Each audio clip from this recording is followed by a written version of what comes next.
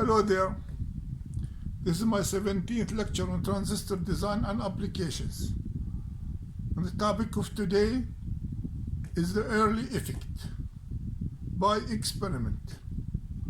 So we're going to do an experiment to see how that affects VBE and IC by the change of VCE.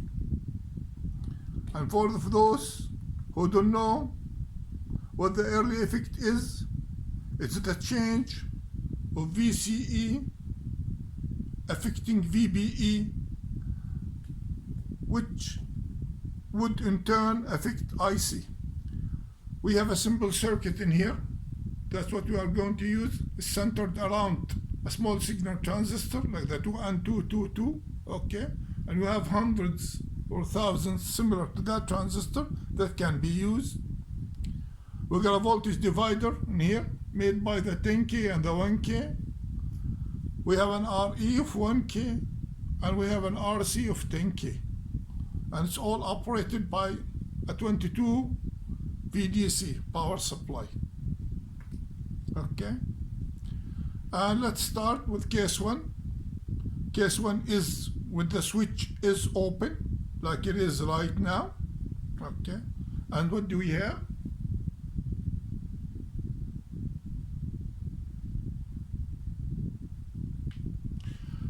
Okay, what we have a 2 volts in here by the voltage divider of the 10K and the 1K. Okay, so that means we have around 1.4 volts across RE. That sets our current IE of about 1.4 milliamps. Okay, and that's almost equal to IC2. And this is all done by a calibrated multimeter, fluke calibrated multimeter. And what do we have? We have our VB, like I said, it's 10 volts. VE equals 1.383 volts. VBE was measured to be equal 0.617. Therefore, IC was 1.37 milliamps. And in a case like this, VC was measured to be equal to 8 volts. Okay, so this is case 1.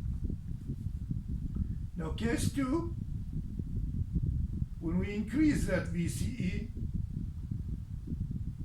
when we increase our VCE by closing this switch. When this switch is closed, VC will become 22 volts, okay? And that means it's changed from 8 volts to 22 volts. VCE changed from 8 volts to 22 volts. Okay? Now let's see case 2. And case 2, when S is closed, RC would be equal 0 ohm, of course. VB is still 2 volts. VE would equal 1.396 volts. VBE 0.604. Okay, so that means it decreased with an increased VCE. It was 0.617. So that's a difference of 13 millivolts.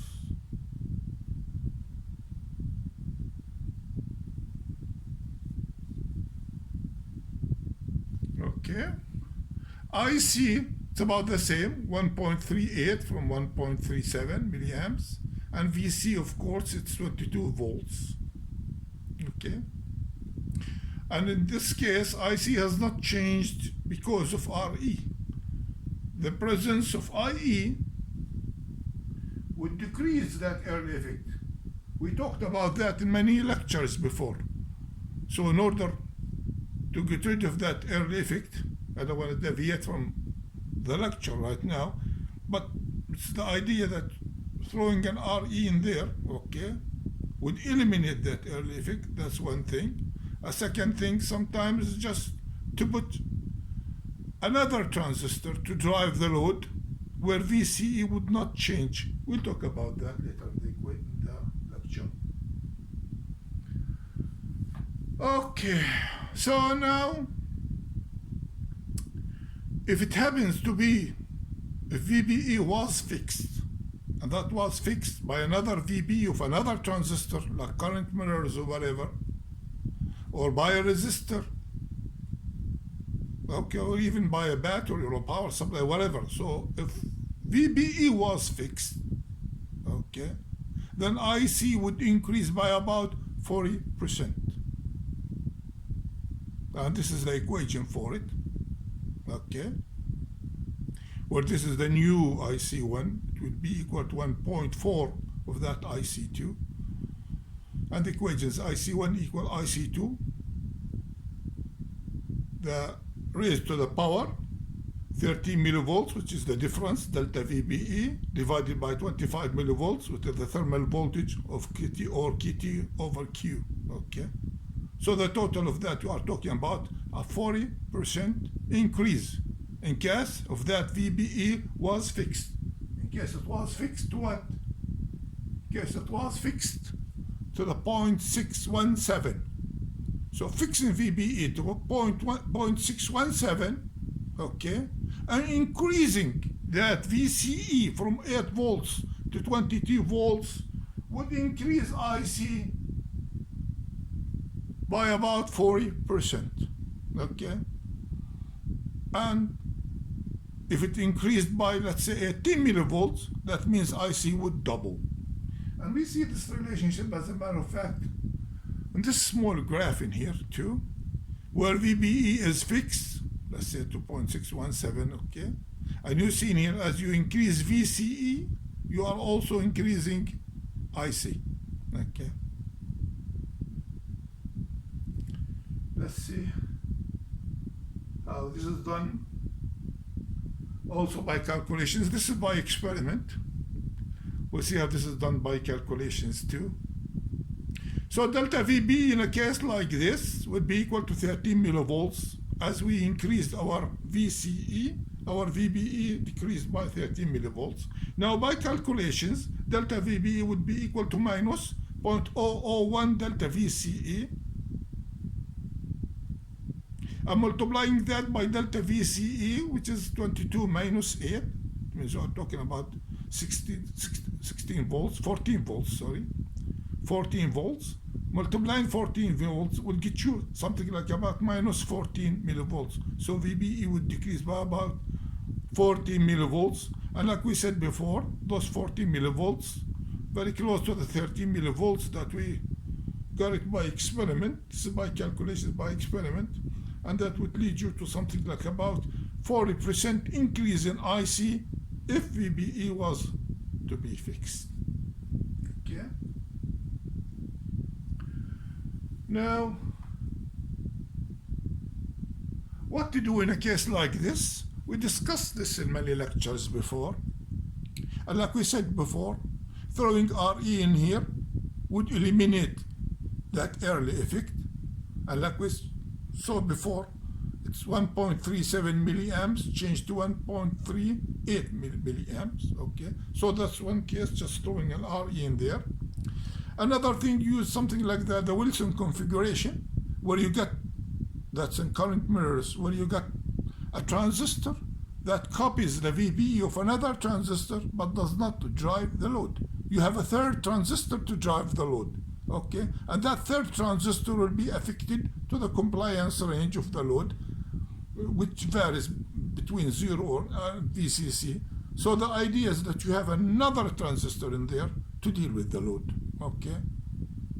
But never a transistor that copies that current to be dealing with the load, otherwise you see what's going to happen. Another thing too, if you get a lower power supply, lower voltage power supply, I mean the lower it gets, okay, the more you eliminate that early effect. So that has something to do with, as we see in here also.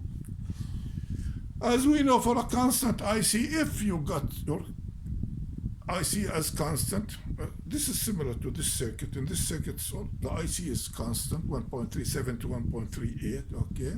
Now notice as we increased our VC, our VBE decreased. It decreased by about 13 millivolts, okay? And if you decreased our VC, our VP would increase, and that increased to about 0.617. So it shows the same thing. But the disaster happens actually is when you are fixing your VPE, then you're gonna see, then your accuracy is flying. You won't have any accuracy anymore. And let's see how that affects the current in this circuit when we have that RE that eliminated the early effect. We get our delta IC due to the VPE. It's nothing but a 14 millivolts. That's the delta VPE divided by that 1K. It's nothing but a 14 microamps. 14 microamps divided by the 1.4 milliamps that we have through IE and IC. You are talking about 1%, which is nothing. So the idea is putting that resistor in there, eliminated that early effect. Like we said before, using the Wilson or a similar configuration also, where you have transistor to deal with the load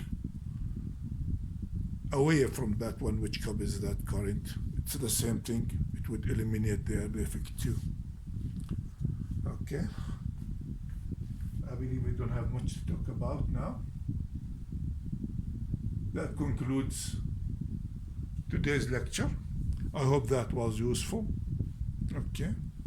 And I would like to thank you for watching. And see you in my next lecture. Bye for now.